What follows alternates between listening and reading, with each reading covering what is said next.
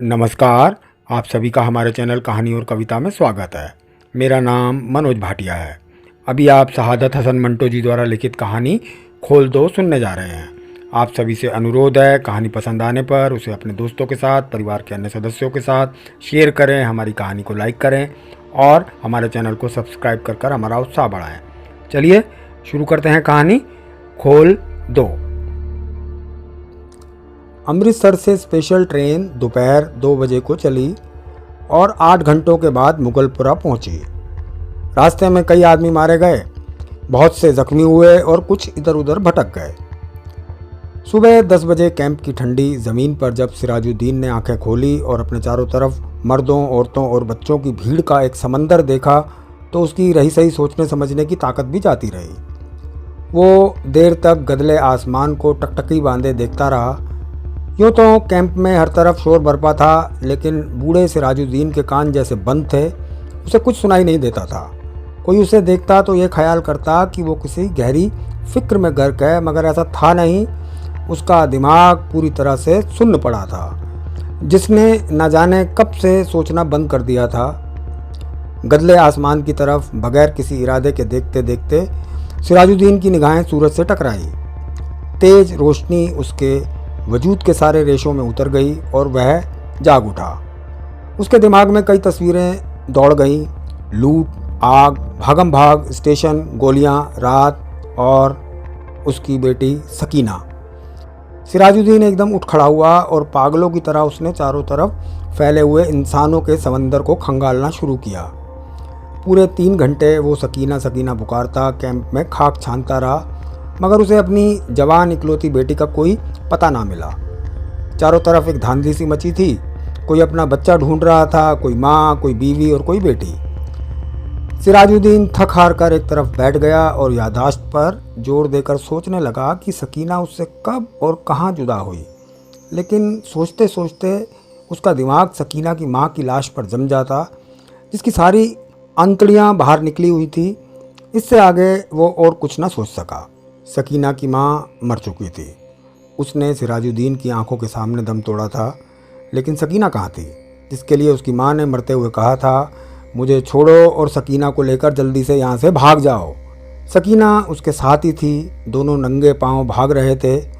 सकीना का दुपट्टा गिर पड़ा था। उसे उठाने के लिए उसने रुकना चाहा, मगर सकीना ने चिल्लाकर कहा, अब्बा जी छोड़िए। लेकिन उसने दुपट्टा उठा लिया था। ये सोचते सोचते उसने अपने कोट की उभरी हुई जेब की तरफ देखा और उसमें हाथ डालकर एक कपड़ा निकाला। सकीना का वही दुपट्टा था, लेकिन सकीना कहाँ थी? सिराजुद्दीन ने अपने थके हुए दिमाग पर बहुत जोर दिया, मगर वो किसी नतीजे पर ना पहुंच सका। क्या वो सकीना को अपने साथ स्टेशन तक ले आया था? क्या वो उसके साथ ही थी? क्या वो गाड़ी में सवार थी? रास्ते में जब गाड़ी रोकी गई थी और बलवाई अंदर घुस आए थे, तो क्या वह बेहोश हो गया था जो वो सकीना को उठाकर ले गए? सिराजुद्दीन के दिमाग में सवाल ही सवाल थे, जवाब कोई भी नहीं था। उसको हमदर्दी की ज़रूरत थी, लेकिन चारों तरफ जितने भी इंसान फैले हुए थे, सबको हमदर्दी की ज़रूरत थी। सिराजुद्दीन ने रोना चाहा, मगर आंखों ने उसकी मदद ना की। आंसू जाने कहाँ गायब हो गए थे। 6 रोज़ के बाद जब होशो हवास किसी कदर दुरुस्त हुए तो सिराजुद्दीन उन लोगों से मिला जो उसकी मदद करने के लिए तैयार थे। वे 8 नौजवान थे जिनके पास लारी थी, बंदूकें थी। सिराजुद्दीन ने उनको लाख लाख दुआएं दी और सकीना का हुलिया बताया। गोरा रंग है और बहुत ही खूबसूरत है। मुझ पर नहीं, अपनी माँ पर थी। उम्र 17 बरस के करीब है। आंखें बड़ी बड़ी, बाल काले, दाहिने गाल पर मोटा सा तिल।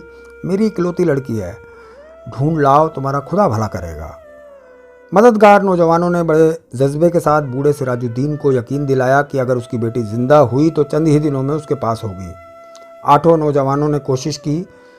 जान हथेलियों पर रखकर वो अमृतसर गए। कई औरतों, कई मर्दों और कई बच्चों को निकाल कर उन्होंने महफूज मुकामों पर पहुंचाया। 10 रोज़ गुजर गए, मगर उन्हें सकीना कहीं ना मिली। एक रोज़ वो उसी खिदमत के लिए लारी पर अमृतसर जा रहे थे कि छरहटे के पास सड़क पर उन्हें एक लड़की दिखाई दी। लारी की आवाज़ सुनकर वह बिदकी और भागना शुरू कर दिया। नौजवानों ने मोटर रोकी और सब के सब उसके पीछे भागे। एक खेत में उन्होंने लड़की को पकड़ लिया। देखा तो बहुत खूबसूरत थी। दाहिने गाल पर मोटा तिल था। एक लड़के ने उससे कहा, घबराओ नहीं, क्या तुम्हारा नाम सकीना है? उसने कोई जवाब ना दिया, लेकिन जब तमाम लड़कों ने उसे दम दिलाया तो उसका डर दूर हो गया। उसने मान लिया कि वह सिराजुद्दीन की बेटी सकीना है। 8 मददगार नौजवानों ने हर तरह सकीना की दिलजोई की, उसे खाना खिलाया, दूध पिलाया और लारी में बिठा दिया। एक ने अपना कोट उतारकर उसे दे दिया, क्योंकि दुपट्टा ना होने के कारण वो बहुत उलझन महसूस कर रही थी और बार बार बाहों से अपने सीने को ढांकने की नाकाम कोशिश कर रही थी। कई दिन गुजर गए, सिराजुद्दीन को सकीना की कोई खबर ना मिली। वो दिन भर कैंपों और दफ्तरों के चक्कर काटता रहता, लेकिन कहीं से भी उसकी बेटी का पता ना चला। रात को वो बहुत देर तक उन मददगार नौजवानों की कामयाबी के लिए दुआएं मांगता रहता, जिन्होंने उसको यकीन दिलाया था कि अगर सकीना जिंदा हुई तो चंद दिनों में ही वो उसे ढूंढ निकालेंगे। एक रोज़ सिराजुद्दीन ने कैंप में उन नौजवानों को एक लारी में बैठे देखा। सिराजुद्दीन भागा भागा उनके पास गया। लारी चलने ही वाली थी कि उसने पूछा, बेटा मेरी बेटी सकीना का पता चला? सब ने एक ज़बान होकर कहा, चल जाएगा, और लारी चला दी। सिराजुद्दीन ने एक बार फिर उन नौजवानों की कामयाबी के लिए दुआएं मांगी और उसका जी किसी कदर हल्का हो गया। शाम के करीब कैंप में जहां सिराजुद्दीन बैठा था, उसके पास ही कुछ गड़बड़ सी हुई। 4 आदमी कुछ उठाकर ले जा रहे थे। उसने पता किया तो मालूम हुआ कि एक लड़की रेलवे लाइन के पास बेहोश पड़ी थी। लोग उसे उठाकर लाए हैं। सिराजुद्दीन उनके पीछे पीछे हो लिया। लोगों ने लड़की को अस्पताल वालों को सुपुर्द किया और चले गए। कुछ देर वो ऐसे ही अस्पताल के बाहर गड़े हुए लकड़ी के खंभे के साथ लगकर खड़ा रहा। फिर आहिस्ता आहिस्ता अंदर चला गया। कमरे में कोई भी नहीं था। एक स्ट्रेचर था जिस पर एक लाश पड़ी थी। सिराजुद्दीन छोटे छोटे कदम उठाता उसकी तरफ बढ़ा। कमरे में अचानक रोशनी हुई। उसने लाश के जर्द चेहरे पर चमकता हुआ तिल देखा और चिल्लाया, सकीना! डॉक्टर ने, जिसने कमरे में रोशनी की थी, उससे पूछा, क्या है?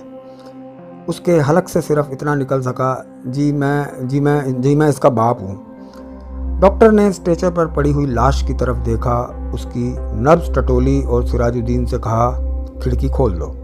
तभी सकीना के मुर्दा जिस्म में हरकत पैदा हुई।